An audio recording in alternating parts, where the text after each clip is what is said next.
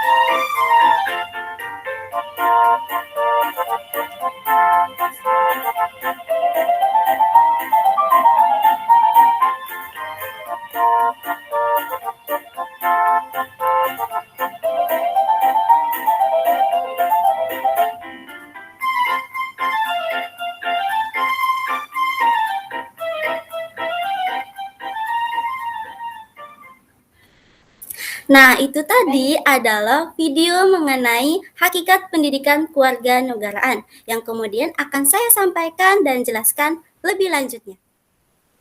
Oke, materi yang akan saya sampaikan ini yaitu mengenai hakikat pendidikan kewarganegaraan. Pembahasan yang pertama yaitu mengenai pengertian pendidikan kewarganegaraan, di mana pendidikan kewarganegaraan terdiri dari dua kata, yaitu pendidikan dan kewarganegaraan. Di mana pendidikan di sini sebagai proses transfer ilmu, transformasi nilai, dan pembentukan kepribadian dengan segala aspek yang dicakupinya. Dalam Kamus Besar Bahasa Indonesia, pendidikan berasal dari kata dasar didik atau mendidik, yang berarti memelihara dan memberi latihan atau ajaran pimpinan mengenai akhlak dan kecerdasan pikiran. Sedangkan pada kata pendidikan memiliki pengertian sebagai proses pengubahan sikap dan tata laku seorang atau sekelompok orang dalam usaha mendewasakan manusia melalui upaya pengajaran dan latihan. Ataupun melalui proses perbuatan juga cara mendidik. Nah, menurut Ki Hajar Dewantara, di mana beliau mengartikan bahwa pendidikan ini sebagai daya upaya untuk memajukan budi pekerti, pikiran, serta jasmani anak agar dapat memajukan kesempurnaan hidup, yaitu hidup dan menghidupkan anak selaras dengan alam dan masyarakatnya. Selanjutnya, kata kewarganegaraan, di mana kata kewarganegaraan ini secara konseptual diadopsi dari konsep citizenship, yang artinya sebagai hal-hal yang terkait pada status hukum dan karakter warga negara, sebagaimana digunakan dalam Perundang-undangan Kewarganegaraan untuk status hukum warga negara. Nah, secara hukum berdasarkan Undang-Undang Republik Indonesia Nomor 12 Tahun 2006 Pasal 1 Ayat 2 bahwa kewarganegaraan adalah segala hal ikhwal yang berhubungan dengan warga negara. Maka, pendidikan kewarganegaraan ini merupakan suatu mata pelajaran yang berfokus untuk membentuk warga negara agar lebih memahami dalam melaksanakan segala hak dan kewajibannya sebagai warga negara. Sebagai warga negara yang diharapkan dapat berkarakter, memiliki kecerdasan, keterampilan, dan intelektual yang luas berdasarkan pada Pancasila. Pengertian ini berdasarkan pada Permendikbud Nomor 22 Tahun 2006. Sedangkan dalam Undang-Undang RI Nomor 20 Tahun 2003 pada penjelasan pasal 37 bahwa pendidikan kewarganegaraan dimaksudkan untuk membentuk peserta didik menjadi manusia yang memiliki rasa kebangsaan dan cinta tanah air. Adapun pengertian yang mendefinisikan bahwa pendidikan kewarganegaraan adalah program pendidikan yang berintikan demokrasi politik yang diperluas dengan sumber-sumber pengetahuan lainnya, pengaruh-pengaruh positif dari pendidikan sekolah, masyarakat, dan orang tua yang semuanya itu diproses guna melatih para siswa untuk berpikir kritis, analitis, bersikap, dan bertindak demokratis dalam mempersiapkan hidup demokratis yang berdasarkan Pancasila dan Undang-Undang Dasar 1945. Dari berbagai pengertian mengenai pendidikan kewarganegaraan, bahkan pendidikan kewarganegaraan, maka dapat disimpulkan bahwa pendidikan kewarganegaraan adalah suatu bentuk pendidikan dalam upaya membentuk peserta didik dalam hal penanaman nilai-nilai, moral, norma, wawasan kenegaraan, kesadaran hukum, penghargaan dan persamaan, serta bela negara dalam rangka ketahanan nasional dengan penumbuhan rasa cinta tanah air berdasarkan pada Pancasila dan Undang-Undang Dasar 1945. Nah, dari berbagai penjelasan pengertian tadi dapat disimpulkan juga bahwa hakikat pendidikan kewarganegaraan itu terdiri dari yang pertama, pendidikan yang dilakukan atas dasar Pancasila sebagai sarana dalam menumbuhkan, mengembangkan, dan melestarikan nilai-nilai luhur atau disebut dengan pendidikan karakter bangsa yang dapat diaplikasikan dalam kehidupan sehari-hari. Yang kedua, sebagai mata pelajaran yang terfokus pada pembentukan diri yang beragam dari berbagai suku, agama, budaya, sosial, bahasa, serta usia agar menjadi warga negara yang cerdas, taat hukum, terampil, serta berkarakter yang dilandasi oleh Pancasila dan Undang-Undang Dasar 1945. Dan yang ketiga yaitu dikatakan sebagai upaya sadar dan terencana untuk mencerdaskan kehidupan bangsa bagi warga negara dengan menumbuhkan jati diri dan moral bangsa sebagai landasan pelaksanaan hak dan kewajiban dalam membela negara demi kelangsungan kehidupan dan kejayaan bangsa dan negara. Nah, selanjutnya yaitu mengenai tujuan dan fungsi pendidikan kewarganegaraan. Yang pertama ini mengenai tujuan pendidikan kewarganegaraan, di mana tujuan pendidikan kewarganegaraan ini tercantum dalam Permendiknas Nomor 22 Tahun 2006. Di mana dalam peraturan perundang-undangan ini menjelaskan bahwa tujuan pendidikan kewarganegaraan ini adalah agar peserta didik memiliki kemampuan berpikir kritis, rasional, dan kreatif dalam menanggapi isu kewarganegaraan, berpartisipasi secara aktif dan bertanggung jawab, dan bertindak secara cerdas dalam kegiatan bermasyarakat, berbangsa, dan bernegara, serta anti korupsi. Kemudian, berkembang secara positif dan demokratis serta berinteraksi. Selain itu, PKN juga membekali siswa agar mempunyai skill atau kemampuan untuk dapat berkembang secara positif dan demokratis. Nah, selanjutnya yaitu fungsi pendidikan kewarganegaraan, di mana fungsi pendidikan kewarganegaraan terdiri dari yang pertama, membantu generasi muda untuk memperoleh pemahaman cita-cita nasional atau tujuan negara. Yang kedua, membentuk individu yang dapat mengambil keputusan yang bertanggung jawab dalam menyelesaikan masalah pribadi, masyarakat, dan negara. Yang ketiga, membentuk individu yang dapat mengapresiasikan cita-cita nasional dan dapat membuat keputusan-keputusan yang cerdas. Yang keempat, yaitu sebagai wahana untuk membentuk warga negara yang cerdas, terampil, dan berkarakter yang setia kepada bangsa dan negara Indonesia dalam mencerminkan dirinya dalam kebiasaan berpikir dan bertindak sesuai dengan amanat Pancasila dan Undang-Undang Dasar Negara Kesatuan Republik Indonesia tahun 1945. Nah, selanjutnya yaitu mengenai perkembangan pendidikan kewarganegaraan. Nah, dalam materi ini, di mana perkembangan pendidikan kewarganegaraan ini ada 3 bagian, yaitu secara historis, secara sosiologis, dan secara politis. Di mana dalam setiap perkembangan pendidikan kewarganegaraan ini, tentunya setiap generasi akan mengenal nama PKN ini secara berbeda-beda, sesuai dengan kurikulum yang ditetapkan pada setiap generasinya.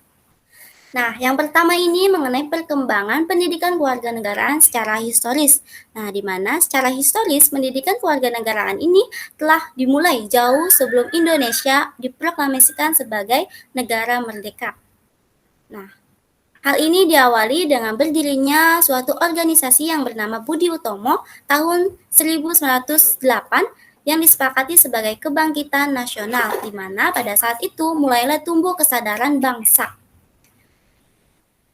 Yang kemudian dilanjutkan dengan mulai berdirinya organisasi-organisasi pergerakan bangsa seperti Syarikat Islam, Muhammadiyah, Indis Party, PSII, PKI, NU, dan organisasi lainnya yang bertujuan ingin melepaskan diri dari penjajahan Belanda.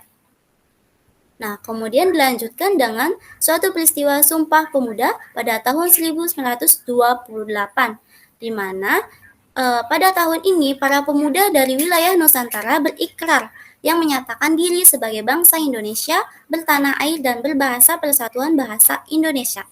Yang selanjutnya, pada tahun 1930-an, setiap organisasi bangsa terus tumbuh dan berkembang untuk melakukan berbagai perjuangan dengan tujuan dan rasa kebangsaan juga cita-cita untuk Indonesia merdeka. Di mana hal ini berupaya agar negaranya dapat mandiri dan lepas dari penjajahan serta ketergantungan terhadap kekuatan asing. Hingga akhirnya setelah Indonesia melalui berbagai perjuangan yang panjang, pengorbanan dan jiwa raga, maka pada tanggal 17 Agustus 1945 Indonesia dinyatakan telah merdeka, di mana Soekarno dan Hatta atas nama bangsa Indonesia menyatakan kemerdekaan bangsa Indonesia. Tapi setelah merdeka, Indonesia harus tetap berjuang mempertahankan kemerdekaannya karena penjajahan belum mengakui dan mengikhlaskan pelepasan kemerdekaan Indonesia sebagai wilayah jajahannya. Bahkan perjuangan mencapai kemerdekaan dari penjajahan telah selesai, tetapi tantangan untuk menjaga dan mempertahankan kemerdekaan yang hakiki belumlah selesai. Oleh karena itu, sangat penting adanya proses pendidikan dan pembelajaran bagi warga negara yang dapat memelihara semangat perjuangan kemerdekaan, rasa kebangsaan, dan cinta tanah air. Yang kedua yaitu perkembangan secara sosiologis, di mana pendidikan kewarganegaraan saat permulaan atau awal kemerdekaan lebih banyak dilakukan pada tataran sosial kultural oleh para pemimpin negara bangsa ataupun oleh para kiai, di mana para pemimpin ini mengajak seluruh rakyat untuk mencintai tanah air dan bangsa Indonesia melalui pidato-pidato maupun ceramahnya. Mereka mengajak seluruh rakyat untuk mengusir penjajah yang hendak kembali menguasai dan menduduki Indonesia yang telah merdeka. Nah, kemudian pada tahun 1945, PKN ini belum dilaksanakan di sekolah, hingga terbitnya buku pertama di Indonesia dengan judul Manusia dan Masyarakat Baru Indonesia atau CIPIS. Kemudian dilakukan pembaharuan pendidikan nasional dengan pembuatan buku pedoman mengenai kewajiban-kewajiban dan hak-hak warga negara Indonesia dan sebab-sebab sejarah serta tujuan revolusi kemerdekaan Republik Indonesia. Nah, selanjutnya yang ketiga yaitu perkembangan secara politis, di mana pendidikan Kewarganegaraan secara politis ini mulai dikenal dalam pendidikan sekolah dari kurikulum tahun 1957 yang sebagaimana diidentifikasikan dari pernyataan Sumantri tahun 1972 bahwasanya pada masa Orde Lama mulai dikenal istilah yang pertama itu kewarganegaraan pada tahun 1957, yang kedua yaitu CIPIS pada tahun 1962, dan yang ketiga yaitu pendidikan kewargaan negara pada tahun 1968. Nah, pada masa awal Orde Lama sekitar tahun 1957, isi mata pelajaran pendidikan kewarganegaraan ini membahas cara pemerolehan dan kehilangan kewarganegaraan, sedangkan dalam CIPIS pada tahun 1962 lebih banyak membahas tentang sejarah kebangkitan nasional, Undang-Undang Dasar, pidato-pidato politik kenegaraan yang terutama diarahkan untuk nation and character building bangsa Indonesia. Nah, kemudian pada awal pemerintahan Orde Baru, kurikulum sekolah yang berlaku dinamakan dengan nama kurikulum tahun 1968, yang di dalamnya tercantum mata pelajaran pendidikan kewargaan negara. Dengan materi dan metode pembelajarannya dikelompokkan menjadi kelompok pembinaan jiwa Pancasila. Selain itu, untuk jenjang SMA, mata pelajaran dikorelasikan dengan mata pelajaran lain seperti sejarah Indonesia, ilmu bumi Indonesia, HAM, dan ekonomi. Nah, kemudian kurikulum ini mengalami perubahan lagi menjadi kurikulum tahun 1975 yang mata pelajarannya berubah menjadi Pendidikan Moral Pancasila atau dikenal dengan singkatan PMP, di mana kajian materinya secara khusus menyangkut Pancasila dan Undang-Undang Dasar 1945 yang dipisahkan dari mata pelajaran lain, seperti gabungan mata pelajaran sejarah, ilmu bumi, dan ekonomi ini menjadi ilmu pengetahuan sosial.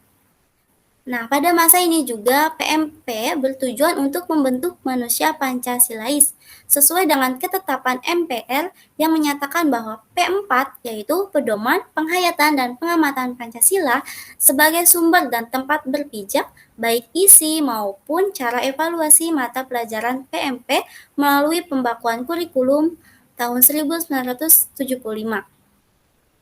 Selain itu, buku pedoman pendidikan kewarganegaraan yang berjudul Manusia dan Masyarakat Baru Indonesia atau CIPIS dinyatakan tidak berlaku, dan P4 tidak hanya diberlakukan untuk sekolah-sekolah tetapi juga untuk masyarakat pada umumnya melalui berbagai penataran P4. Nah, selanjutnya, karena perkembangan zaman seperti berkembangnya iptek dan juga tuntutan kebutuhan masyarakat, nah kurikulum ini berubah menjadi kurikulum tahun 1994, yang mana nama mata pelajaran PMP berubah menjadi Pendidikan Pancasila dan Kewarganegaraan atau disingkat dengan PPKN, yang didasarkan pada ketentuan Undang-Undang Republik Indonesia Nomor 2 Tahun 1989 tentang Sistem Pendidikan Nasional pada ayat 2 yang mengemukakan bahwa isi kurikulum setiap jenis, jalur, dan jenjang pendidikan wajib memuat yang pertama pendidikan Pancasila, yang kedua pendidikan agama, dan yang ketiga yaitu pendidikan kewarganegaraan. Hingga pada pasca Orde Baru hingga saat ini, nama mata pelajaran pendidikan kewarganegaraan kembali mengalami perubahan. Perubahan nama tersebut dapat diidentifikasi dari dokumen mata pelajaran PKN tahun 2006 menjadi mata pelajaran PPKN pada tahun 2013. Nah, dengan demikian berdasarkan 3 uraian tadi, dapat disimpulkan bahwa secara historis PKN di Indonesia senantiasa mengalami perubahan baik istilah maupun substansi sesuai dengan perkembangan peraturan perundangan, iptek, perubahan masyarakat, dan tantangan global. Nah, secara sosiologis, PKN juga mengalami perubahan mengikuti perubahan yang terjadi di masyarakat. Dan secara politis, PKN Indonesia akan terus mengalami perubahan sejalan dengan perubahan sistem ketatanegaraan dan pemerintahan, terutama perubahan konstitusi. Nah, selanjutnya itu mengenai ruang lingkup pendidikan kewarganegaraan.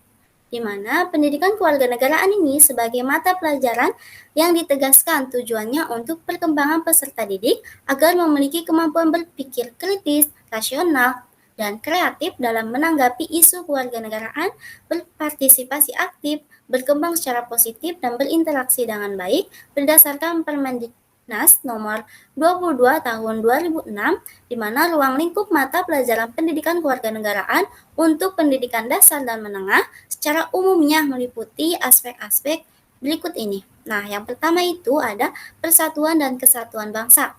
Nah, pada lingkup persatuan dan kesatuan bangsa, pendidikan kewarganegaraan meliputi kehidupan rukun dalam perbedaan, cinta lingkungan, kebanggaan sebagai bangsa Indonesia, Sumpah Pemuda, keutuhan Negara Kesatuan Republik Indonesia, partisipasi dalam pembelaan negara, sikap positif terhadap Negara Kesatuan Republik Indonesia, dan keterbukaan serta jaminan keadilan. Nah, selanjutnya yang kedua yaitu norma, hukum, dan peraturan, di mana pada ketiga hal ini mencakup tata tertib dalam kehidupan keluarga, tata tertib di sekolah, norma yang berlaku di masyarakat, peraturan-peraturan daerah, norma-norma dalam kehidupan berbangsa dan bernegara, sistem hukum dan peradilan nasional, hukum dan peradilan internasional. Selanjutnya yang ketiga yaitu mengenai hak asasi manusia atau disingkat dengan HAM, di mana dalam HAM ini pendidikan kewarganegaraan meliputi hak dan kewajiban anak, hak dan kewajiban anggota masyarakat, instrumen nasional dan internasional HAM, pemajuan dan penghormatan serta perlindungan HAM. Nah, selanjutnya yaitu kebutuhan warga negara. Nah, dalam hal ini meliputi hidup gotong royong, harga diri sebagai warga masyarakat, kebebasan berorganisasi, kemerdekaan mengeluarkan pendapat, menghargai keputusan bersama, prestasi diri, dan persamaan kedudukan warga negara. Selanjutnya yaitu mengenai konstitusi negara. Nah, dalam konstitusi negara, lingkupannya meliputi proklamasi kemerdekaan dan konstitusi yang pertama. Konstitusi-konstitusi yang pernah digunakan di Indonesia, hubungan dasar negara dengan konstitusi. Selanjutnya yaitu mengenai kekuasaan dan politik, di mana dalam kekuasaan dan politik ini meliputi pemerintahan desa dan kecamatan, pemerintahan daerah dan otonomi pemerintah pusat, demokrasi dan sistem politik, budaya demokrasi menuju masyarakat madani, sistem pemerintahan, dan pers dalam masyarakat demokrasi. Selanjutnya yaitu mengenai Pancasila, di mana dalam Pancasila ini meliputi kedudukan Pancasila sebagai dasar negara dan ideologi negara, proses perumusan Pancasila sebagai dasar negara, pengamalan nilai-nilai Pancasila dalam kehidupan sehari-hari, serta Pancasila sebagai ideologi terbuka. Dan yang terakhir yaitu lingkupannya yaitu globalisasi, di mana pada globalisasi meliputi globalisasi di lingkungannya, politik luar negeri Indonesia di era globalisasi, dampak globalisasi, hubungan internasional dan organisasi internasional, serta mengevaluasi globalisasi. Baik, selanjutnya yaitu mengenai tuntutan pedagogis PKN di SD, di mana pedagogi ini dari istilah pedagogi yang artinya ilmu mendidik atau ilmu pendidikan. Sehingga tuntutan pedagogis ialah sebagai pengalaman belajar untuk mencapai tujuan pendidikan kewarganegaraan dalam artian ketuntasan penguasaan kompetensi kewarganegaraan yang tersurat dan tersirat dalam lingkup isi dan kompetensi dasar. Nah, semua kompetensi dasar untuk setiap kelas menuntut perilaku nyata yang mana hal ini dapat diterapkan dalam kehidupan sehari-hari. Sehingga konsep dan nilai kewarganegaraan diajarkan tidak berhenti pada pikiran semata, tetapi harus terwujud dalam perbuatan nyata. Dengan kata lain, PKN ini menuntut terwujudnya pengalaman belajar yang bersifat utuh yang memuat belajar kognitif, belajar nilai, dan sikap, dan belajar perilaku, di mana tuntutan dalam pedagogis ini memerlukan persiapan mental, profesionalitas, dan hubungan sosial guru dengan murid yang kohesif. sehingga suatu nilai tidak bisa diajarkan ataupun ditangkap sendiri, tetapi dicerna melalui proses belajar. Maka dari itu, nilai harus termuat dalam materi pelajaran pendidikan kewarganegaraan, sehingga pendidikan kewarganegaraan sebagai program pembelajaran nilai dan moral Pancasila dan Undang-Undang Dasar 1945 yang bermuara pada terbentuknya watak Pancasilais dan Undang-Undang Dasar 1945 dalam diri peserta didik.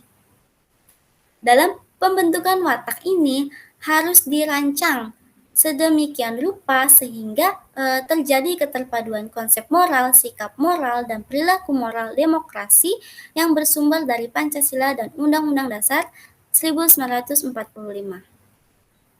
Baik, itulah tadi penjelasan mengenai hakikat pendidikan kewarganegaraan, yang mana dari berbagai penjelasan itu dapat disimpulkan bahwa pendidikan kewarganegaraan merupakan suatu mata pelajaran yang berorientasi pada penanaman konsep kenegaraan yang juga mengajarkan pengimplementasian konsep tersebut dalam kehidupan sehari-hari.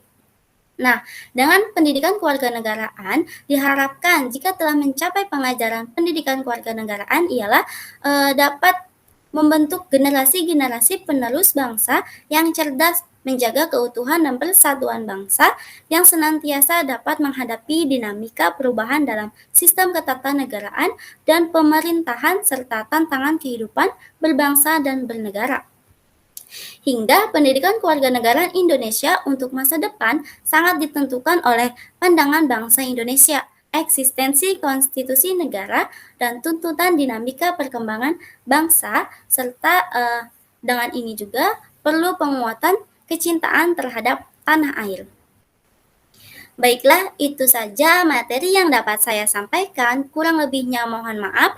Semoga teman-teman yang menonton dan mendengarkan penjelasan dari video ini bisa memahami dan mengerti akan apa yang disampaikan, dan semoga bisa bermanfaat untuk kita semua.